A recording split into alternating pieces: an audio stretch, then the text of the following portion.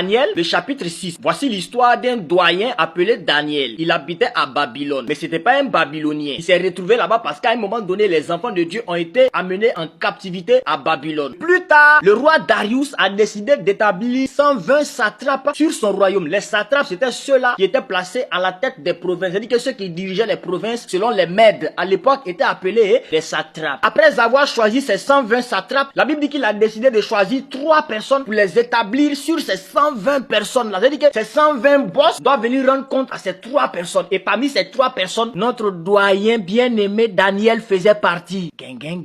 Puisque Daniel n'était pas n'importe qui, c'était un hébreu, un enfant de Dieu, la Bible dit qu'il surpassait les 120 satrapes et les chefs. Ça veut dire que les 120 satrapes sur lesquels eux ils étaient établis là, Daniel les surpassait. Ça fait 1, de 2. Dans le bonheur de 3 chefs où il était là, c'est lui encore qui surpassait les autres. C'est-à-dire qu'il était le capitaine dans toute l'histoire. La Bible dit que parce qu'il avait un esprit supérieur.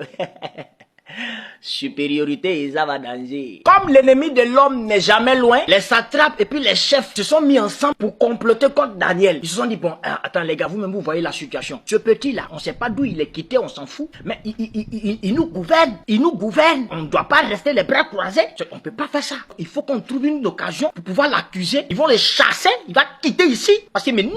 Mais la Bible dit qu'ils ont fouillé en haut, en bas, à gauche, à droite, devant, derrière. Ils n'ont pas trouvé d'occasion pour accuser Daniel. Parce qu'il était loyal. Il était juste. Daniel était fidèle. Quand on les regardait comme ça, là, on ne voyait rien de méchant en lui, rien de mauvais. C'est-à-dire que le gars... Là, non, il était bon, hein. Non, il était bon, hein. Il n'était pas dans les jouets clopant, bizarre, non. Il était direct, carré. Comme dans tout rassemblement de méchants, il y a toujours un neveu de Satan. Il y a un qui a dit, les gars, attendez, j'ai une idée. Si on ne trouve pas de quoi l'accuser, allons-y fouiller dans la loi de son propre Dieu. Là-bas, on va trouver quelque chose pour l'accuser. C'est pas idée de génie qui est là. Quand ils ont fini de se voir, la Bible dit qu'ils sont allés tumultueusement auprès du roi. Ça veut dire qu'ils se sont levés puis ils ont fait manifestation. Ils ont pris les mégaphones, les baffles, tout ça. Genre, ils sont pas d'accord. Eux, ils sont en train de marcher. Et puis, ils sont allés maintenant voir le roi. Que, Igwe, nous les satrapes, les anciens, les gouverneurs, les députés, les maires, les magistrats, les ministres, les débouts, les coulés, les wouwa, les woulés de ce royaume, on a tous décidé que au cours de 30 jours, tout le monde doit t'adorer toi. Si quelqu'un te laisse pour aller adorer un autre Dieu, on doit les jeter dans la fosse au lion. Sans arrière-pensée. Parce que, non, Igwe, faut qu'on se dise la vérité. Parce que non, Igwe, on doit t'apprécier vivant. On doit t'apprécier vivant. Tout ce que tu fais pour nous ici, nous, c'est pas après ta mort que nous, on va venir se jouer les hypocrites. Igwe, nous,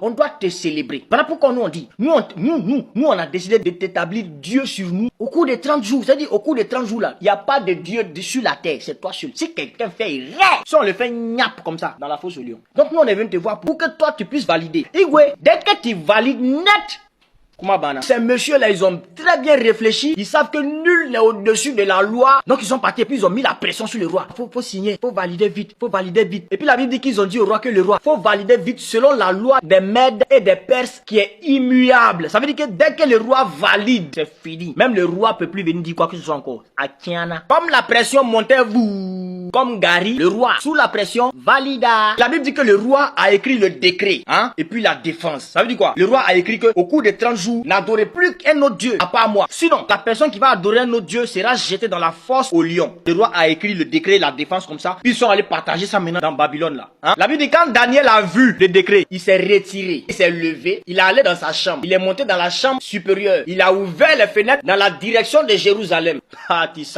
Et puis il a allumé la prière.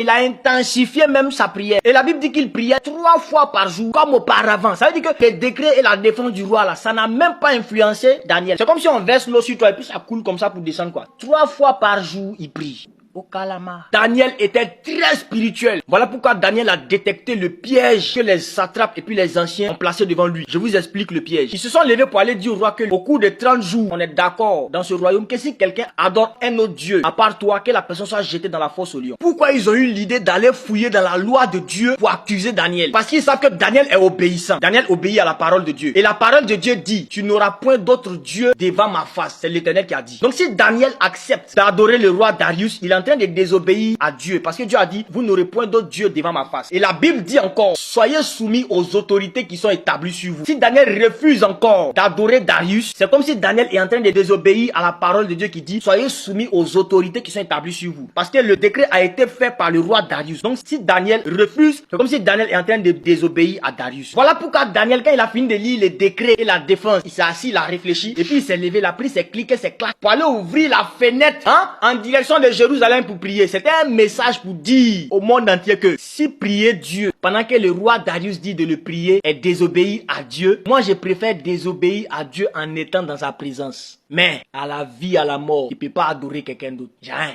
Jamais. Et si j'ai un prêt. Donc pendant que Daniel est dans sa chambre, tu entends, venez louer Jésus. Alléluia, venez louer avec moi. Amen, amen. Venez louer Jésus. Il m'a donné la vie, venez louer avec moi. Amen, amen. La Papato gang, la Congosa gang, les vieux satrapes là, ils ont couru pour venir rentrer dans la chambre de Daniel. Puis ils ont commencé à faire le bruit. Puis ils sont sortis encore pour aller devant le roi. Igwe s'est gâté. On a dit ici que si quelqu'un, au cours de 30 jours, si quelqu'un adore un autre Dieu à part toi, il doit être jeté dans la fosse au lion. Tu as fait le décret devant nous tous. Tu as signé papier là devant nous tous. La lettre a fait le tour du royaume là. Nous tous, on a respecté ce qui est écrit. C'est la loi qui a été, c'est la loi qui est là.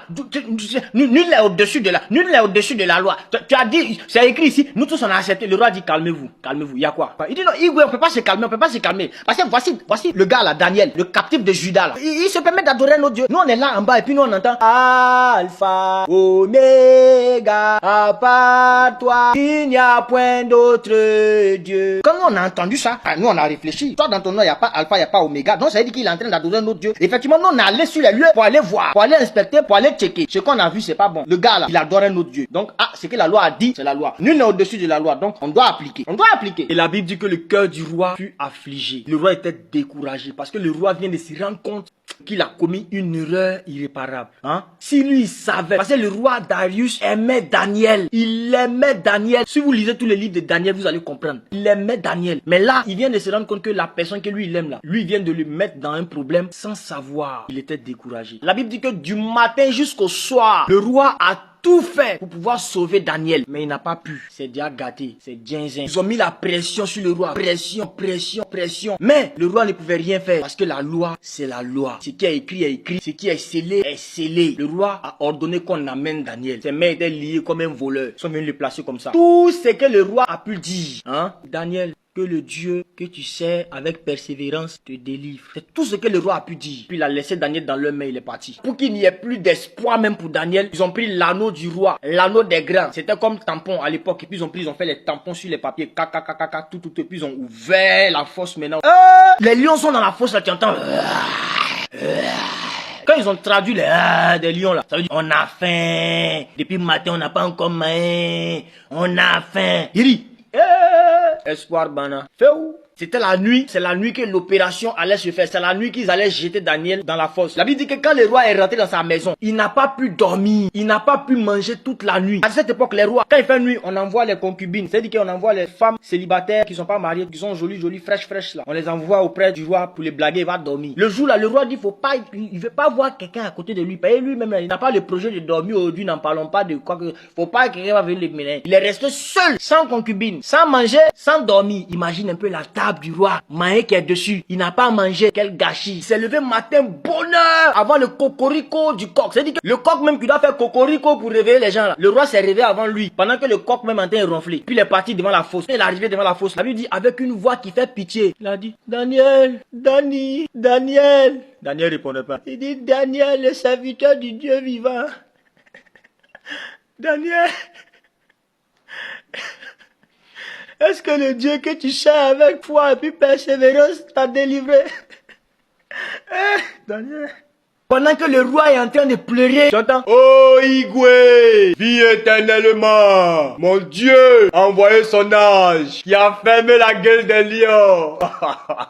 Les lions ne m'ont rien fait parce que je suis innocent. Je n'ai rien fait. Je n'ai rien fait de mal. Mon Dieu m'a protégé parce que j'ai placé ma foi et ma confiance en lui. Attends, il t'expliquer. Quand ils ont jeté Daniel, quand Daniel est descendu dans la fosse là comme ça, les lions l'ont voulu sauter sur lui. En même temps, il y a un lion qui a freiné en même temps. Il dit, attendez, c'est un piège. C'est un piège. Il y a un lion qui dit, aïe, tu parles de quoi? Alors, moyen, tu dis, c'est un piège. Il dit, c'est un piège. Ça, c'est pas un aliment comestible. Dans ton warawarea, là, si tu as moyen ça, là, c'est 120 ans de diarrhée. Je te l'ai dit. Ça, c'est pas viande qu'elle a. C'est pas viande, hein. Si tu as moyen ça, là, dès que tu finis de manger net, faut déménager dans VC, tu as parti passer tous les restants de ta vie là-bas. Parce que ça, là, ça, c'est un piège. C'est un aliment incomestible. Mais le lion avait raison. On dit chien mange pas chien. Lion mange pas lion. Parce que Daniel, c'est le fils du lion de la tribu de Juda. Ça veut dire que Daniel est un lionceau de la tribu de Juda. Comment les lionceaux de la tribu de Juda peuvent rentrer dans la fosse où il y a les lions naturels et puis ils vont les manger? C'est l'ancêtre des lions. Et t'as su, la Bible dit le roi, il était content, il sautait de joie, il était content, il courait partout comme un enfant de 2 ans. Il dansait, il sautait, il dit,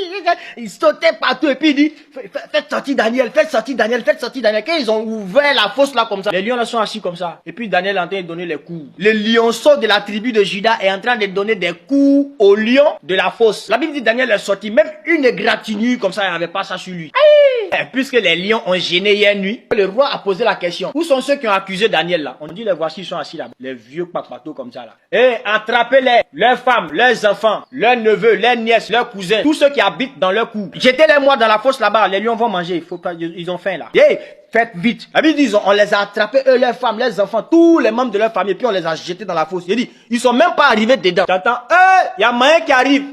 Enfin, le bon Dieu a chancé. Il dit qu'ils ont sauté sur eux comme ça là. Hein? 2 temps, 3 mouvements, les lions là sont assis, t'entends? On sent vraiment que le coach est passé. À cette façon, les lions là-bas ont sauté dessus là. Mon vieux. Et c'est comme ça que Dieu a délivré Daniel. Je viens de dire à quelqu'un, continue de chercher Dieu dans la persévérance. Continue d'adorer Dieu dans la persévérance. Continue de chercher Dieu malgré les menaces. Tu pries au travail, on te menace de te renvoyer. Tu pries à la maison, on dit, tu penses que tu aimes Dieu que qui? Tu pries à l'école, on dit tu es sorcier. Tu fais ci, tu fais ça, tout ce que tu fais. Les gens se lèvent contre toi dans le but de te faire abandonner la foi. On t'a chassé de la maison juste parce que tu as donné ta vie à Jésus. Je viens te dire quelque chose. Comme Daniel, ouvre les fenêtres de ta maison en direction de Jérusalem. Fixe tes yeux sur la croix dans le nom puissant de Jésus. Dieu ne va pas t'abandonner. On te jette dans la fosse aux lions, les lions vont devenir herbivores à cause de toi. Reste persévérant, reste persévérant. Tu vas changer le nom de Dieu dans ton quartier. On dira le Dieu de temps au nom de Jésus.